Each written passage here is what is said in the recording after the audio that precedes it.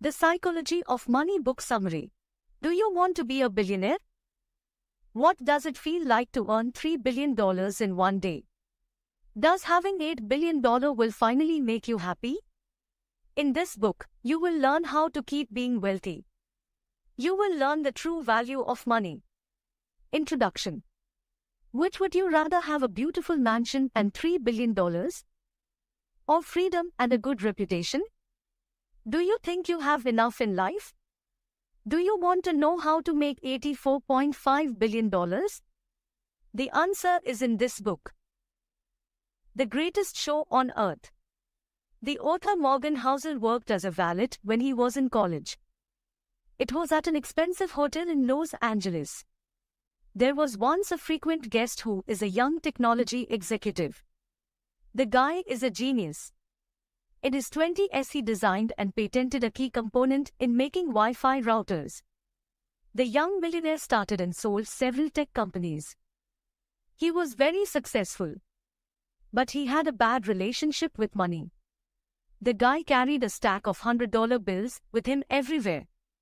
He showed it to everyone who would listen. He was a bragger and a drunk man. One day, the guy called a valet and ordered him to go to the nearest pawn shop. The valet exchanged his bills for several $1,000 gold coins. What did the young millionaire do to the gold coins? He tossed them into the ocean. He called his friends and together they threw the gold coins. Just like playing with rocks on a lake. A few days after that, the young millionaire accidentally bumped into one of the hotel's lamps.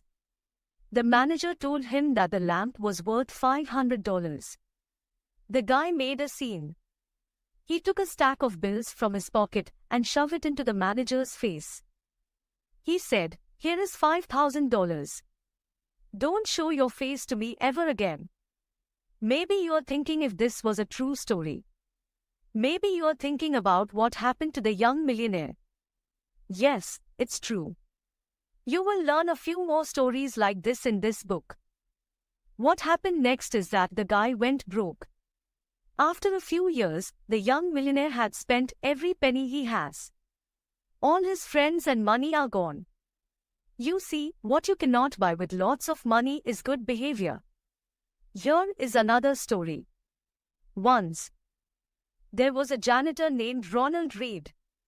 He was born in a small village. He was the first person in his entire family to finish high school. What's even interesting is that Ronald only hitchhiked to school every day. Ronald's life is ordinary. He repaired cars at a gas station for 25 years. He cleaned floors at JCPenney for 20 years. Ronald bought a two-bedroom house when he was 38 years old. He bought it for $12,000. He lived there for the rest of his life.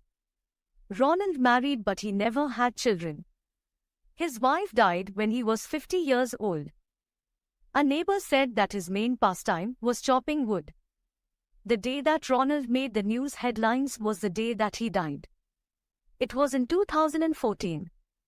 He was 92 years old. Ronald Reed was worth $8 million. He left $2 million for his two stepchildren. He donated $6 million to the local hospital and library. If you search Ronald Reed on Wikipedia, you will see that he was a janitor, a gas station attendant, an investor, a philanthropist, and a millionaire. How did this happen? There is no trick here. Ronald did not win the lottery. He did not inherit his wealth. Ronald Reed saved money all those years and invested them in blue-chip stocks. That's it. He never took his interest. He just let them compound year after year until they amounted to $8 million at the time of his death. Are you familiar with the concept of compounding? We will discuss it more later. Here is one more story you need to learn from. Let's take a look at a man who is the direct opposite of Ronald Reed. Richard Fuscone is an executive at Merrill Lynch. He earned his MBA at Harvard. He retired at 40 years old. A business magazine listed him among the 40 under 40 most successful people. Richard had an 18,000 square foot mansion in Connecticut. It had 2 swimming pools, 2 elevators, 7 garages, and 11 bathrooms. The mansions cost $90,000 a month to maintain. Richard borrowed heavily to fund it. But then a twist of fate happened. The financial crisis of 2008 hit. Richard Fuscone lost everything just like that. He filed for bankruptcy in that same year. What can we learn from the stories of the young millionaire, Ronald Read and Richard Fuscone? Financial success is not hard science. Finance is the only field where a simple man like Ronald Read can succeed. A man with humble education and experience cannot be an excellent surgeon, architect, or engineer. But in finance, someone like Ronald Read can be great. Financial success is a soft skill. Anyone can learn. It is a unique field where how you behave is more important than how much you know. This is the psychology of money. No matter who you are and where you came from, money can make your head bigger. You always need to watch out for it. Everyone can be rich, but not everyone can be humble. Never enough. The founder of Vanguard, John C. Bogle, once told this story. There was a party at a billionaire's house. At one corner is Kurt Vonnegut and Joseph Heller. They were talking about the income of their host, who is a hedge fund manager. Kurt commented on how the man's income in one day is more than what Joseph made for his novel Catch-22 throughout the years. Joseph's reply is truly remarkable. He said that he had something that the hedge fund manager will never have. And that is enough. What is your source of income right now? Can you say that you know what is enough? Let's learn from the story of these 2 people. Rajat Gupta was a poor boy from Kolkata. He was an orphan. But he became a CEO at the age of 45. Rajat was CEO of McKinsey, one of the world's best consulting firms. He retired from the company in the year 2007 and took key positions at United Nations and the World Economic Forum. Rajat also became a board of directors in 5 different companies. From the slums of Kolkata, he became one of the richest businessmen alive. In 2008, Rajat was already worth $100 million. But he never became satisfied with that amount. Now that he is a centimillionaire, what he wanted to become is a billionaire. He wanted to be in that circle. Rajat was then a board of directors of Goldman Sachs. He made a move to make himself a billionaire. In 2008, Goldman Sachs was in the middle of an economic crisis. Warren Buffett made the decision to invest $5 billion in the company to save it. As a board member, Rajat learned about it earlier than the public. The funding of Warren Buffett will surely make the stocks of Goldman Sachs go very high. 16 seconds after the board meeting call, Rajat called a hedge fund manager named Raj Rajaratnam. The call was never recorded, but Raj immediately bought a total of 175,000 Goldman shares. Hours later, the deal with Warren Buffett was announced to the public. The stocks of Goldman immediately went up high. Raj made $1 million in just a matter of hours. The prosecutors reported that Rajat earned $17 million in profit. This is a classic case of insider trading. Rajat Gupta lost all his riches and went to prison. He also lost his reputation. Rajat already had $100 million.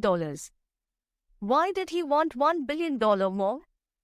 He already had wealth, fame, power and freedom. Yet he threw it all away because he wanted to have more. Rajat Gupta had no sense of enough. We can learn 3 lessons from this story. Lesson 1. The hardest financial skill is to stop acquiring. The taste of more power, more fame, and more money increase ambition a lot faster than satisfaction. At this point, when you don't make a move forward, you feel as if you're falling behind. And the only way to catch up is to make bigger and bigger risks. Modern capitalism is very good at two things. They are generating wealth and generating envy. The person loses the sense of enough. Lesson 2. Social comparison becomes a problem. Imagine a rookie football player who earns $500,000 per year. He is already rich. But if we compare him to Mike Trout, who has a 12-year contract of $430 million per year, the rookie player seems broke. Now imagine a hedge fund manager who earns $36 million. But in 2018, the top 10 highest-paid hedge fund managers earn at least $340 million per year. $36 million is now low in comparison. But what if the top 10 hedge fund manager earning $340 million per year compares themselves to the top 5? The top 5 hedge fund manager earns $770 million. What if that top 5 compares himself to the likes of Warren Buffett, who got richer by $3.5 billion in 2018?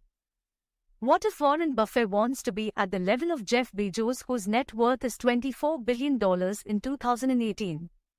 See, the point is the ceiling of social comparison is very high. No one would ever reach it. When you are at the game of I want to be rich just like my friends, you will never win. There is no limit. There is no point where you are satisfied. The only way to become a winner is to not fight at all. Accept that you have enough even if those around you are scrambling for more. A dealer in Las Vegas once said that the only way to win at the casino is to leave as soon as you enter. Imagine yourself at a party in an executive village.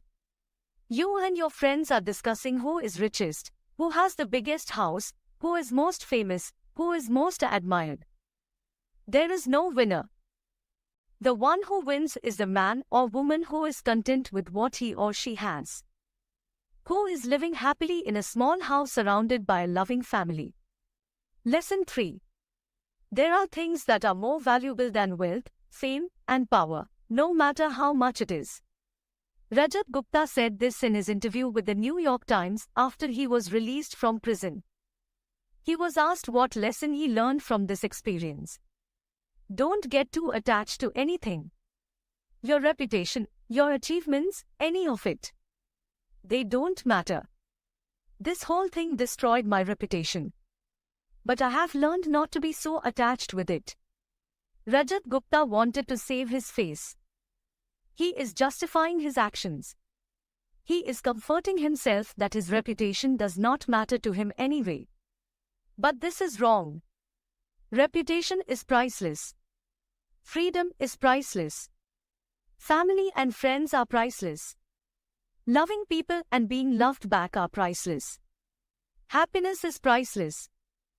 The way to get all of these is to know when to stop taking risks, to know when enough is enough. Confounding compounding. Lessons from one field can help us understand another.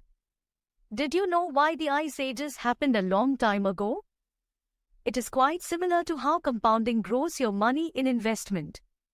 It was only in the 19th century that scientists agreed that the Earth underwent the Ice Ages. The evidence is too clear to be ignored. We did not only have one Ice Age. The Earth had been through 5 Ice Ages, and we could now accurately estimate the dates.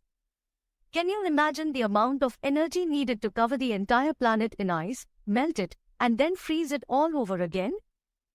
This happened 5 times. What could have caused these phenomena to happen? There are plenty of theories as to why the Ice Ages occurred.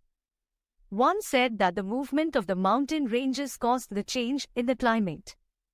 Another said that ice was a natural environment of the Earth and it was only interrupted by volcanic eruptions. However, these theories can only explain one ice age.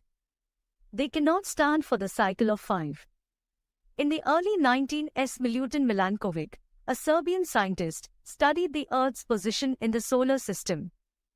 He came to the conclusion that the gravitational pull from the Sun and Moon affected the Earth's tilt. Milankovic said that there are times when Earth is tilted a little bit more and it gets more solar radiation than usual. This change in the Earth's hemisphere caused the extreme winters that were enough to cover the planet in ice. Vladimir Koppen, a Russian meteorologist, added a condition to the theory. He said that the unusual tilt caused the planet to have slightly cooler summers.